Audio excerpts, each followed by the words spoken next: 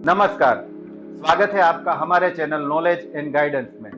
Work place पर अगर कोई केमिकल या हैजार्डस केमिकल यूज हो रहा है तो आपकी पर्सनल वर्क प्लेस और एनवायरमेंट सेफ्टी के लिए MSDS यानी कि मटेरियल सेफ्टी डेटा शीट की अवेलेबिलिटी होना और उसे जानना बहुत ही जरूरी होता है।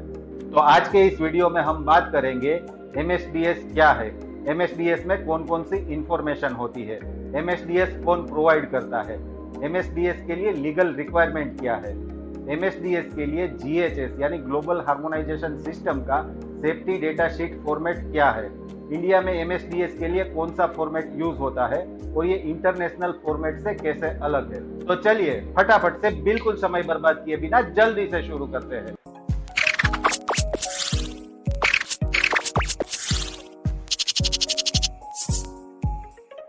MSDS का मतलब है material safety data sheet.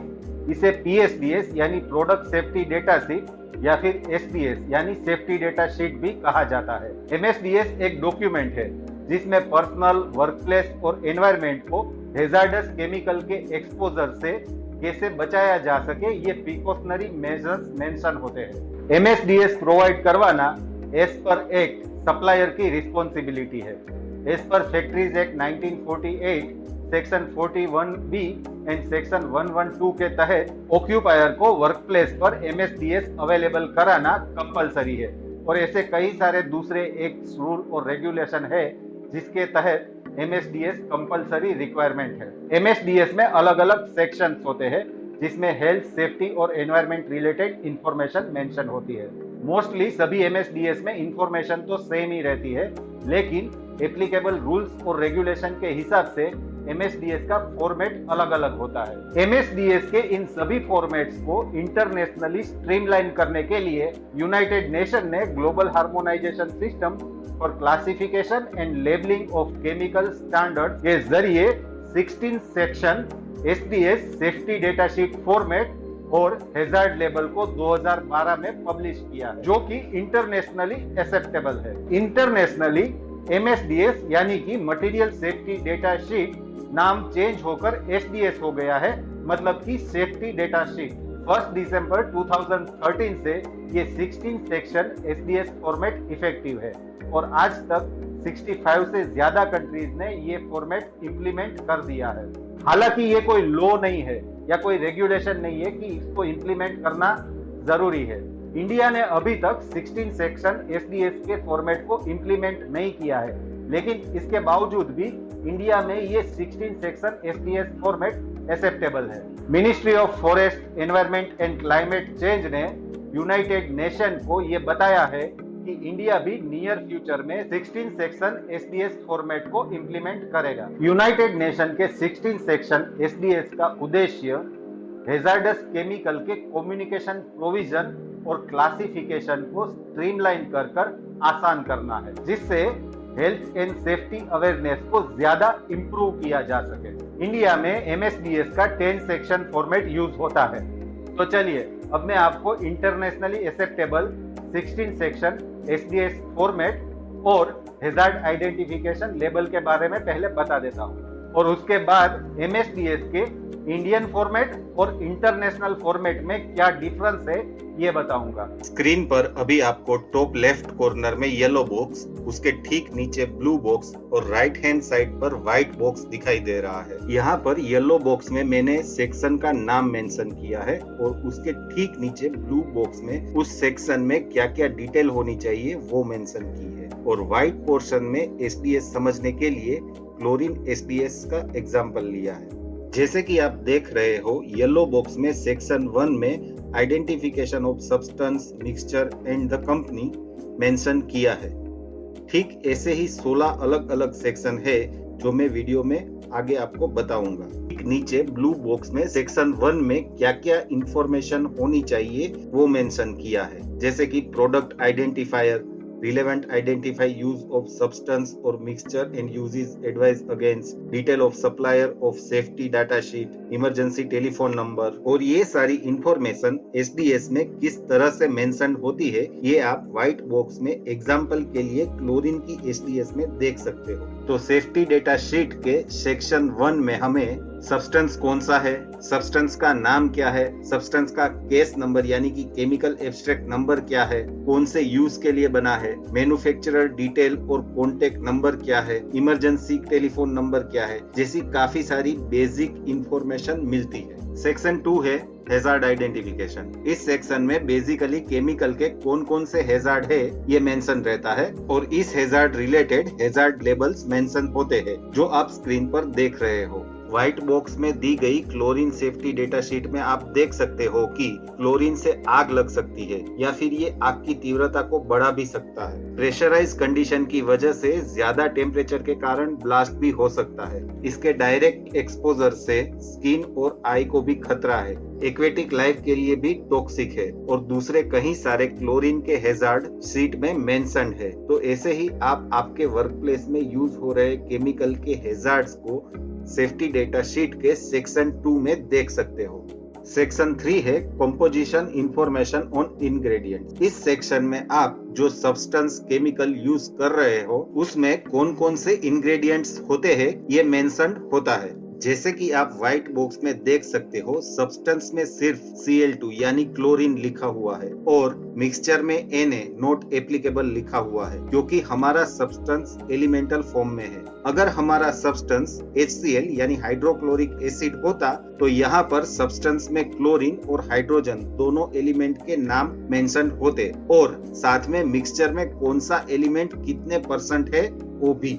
Section 4 है फर्स्ट एड मेजर। ये वर्कप्लेस सेफ्टी के लिए बहुत ही इम्पोर्टेंट सेक्शन है। अगर वर्कप्लेस पर काम करते समय आप कोई केमिकल से एक्सपोज हो जाते हो तो उस केस में कौन कौन से सिम्टम्स दिखाई देंगे और क्या क्या फर्स्ट एड मेजर यानी प्राथमिक उपचार करना है वो आप इस सेक्शन में देख सकते हो। जैसे कि यहाँ पर क्लोरीन के inhalation, skin contact, eye contact और इंजेक्शन के बाद क्या क्या फर्स्ट एड मेजर लेना है और इस एक्सपोजर से कौन कौन से सिम्टम्स दिखाई देंगे वो मेंशन किया है। सेक्शन 5 है फायर फाइटिंग। इस सेक्शन में अगर वर्कप्लेस पर यूज हो रहे केमिकल से फायर होती है तो उस फायर को कैसे एक्सटिंग्विश करना है, कौन सा एक्सटिंग्विशिंग मीडिया यूज करना है, केमिकल की फायर के कारण दूसरे कौन कौन से नए हैजार्ड हो सकते हैं और फायर फाइटर को फायर एक्सटिंग्विश करते समय क्या क्या ध्यान रखना है, ये सारी इंफॉर्मेशन मेंशन रहती है। सेक्शन 6 है एक्सीडेंटल रिलीज मेजर। इस सेक्शन में कोई भी रीजन से अगर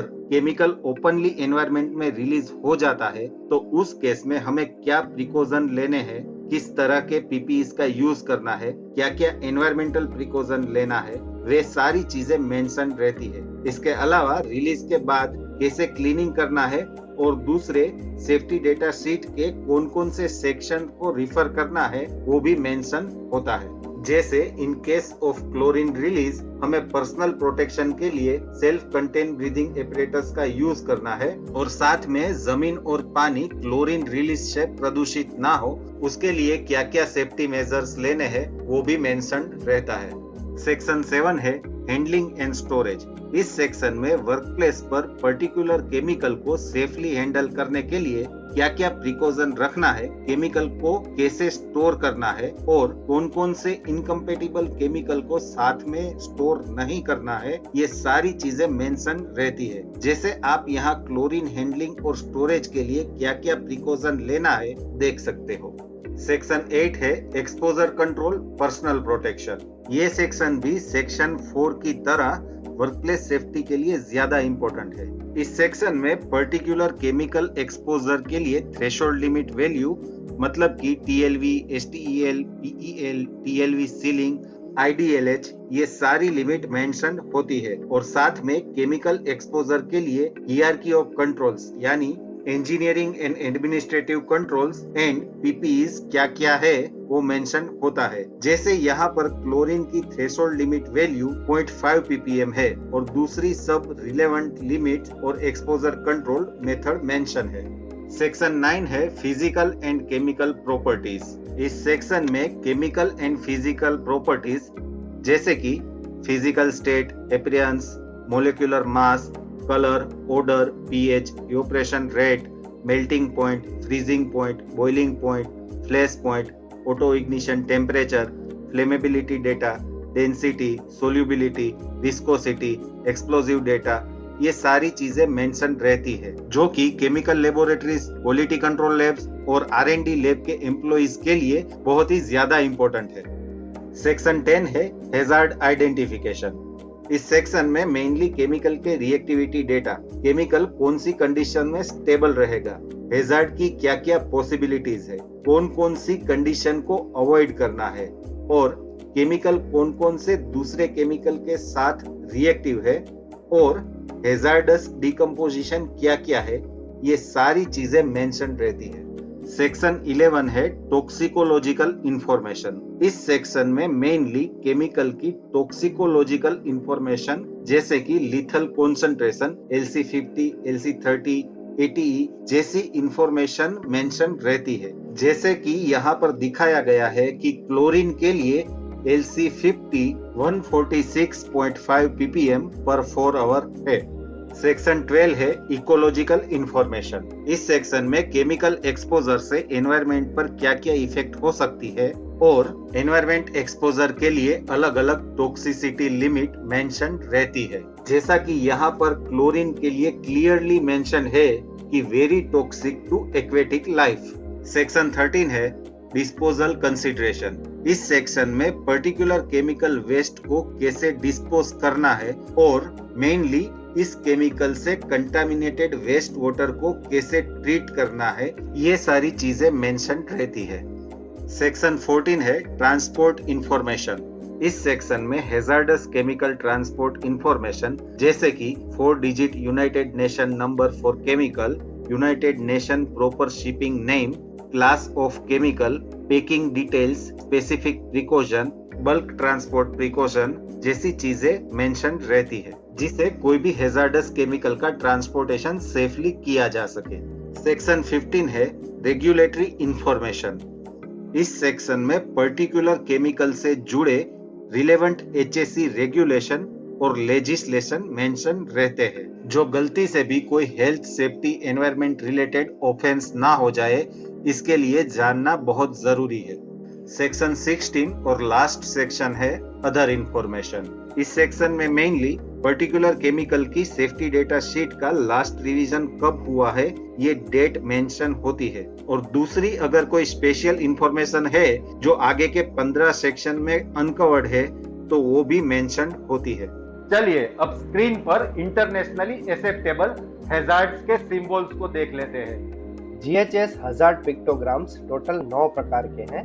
explosive, flammable, oxidising, compressed gas, corrosive, toxic, harmful, health hazard and environmental hazard. तो यहाँ पर मैंने SBS के 16 सेक्शन में क्या क्या इंफॉर्मेशन होती है ये आपको बता दिया, लेकिन इंडिया के MSDS के 10 सेक्शन में कौन कौन सी इंफॉर्मेशन होती है उसके लिए दोनों सेक्शंस का कंपैरिजन देख लेते हैं।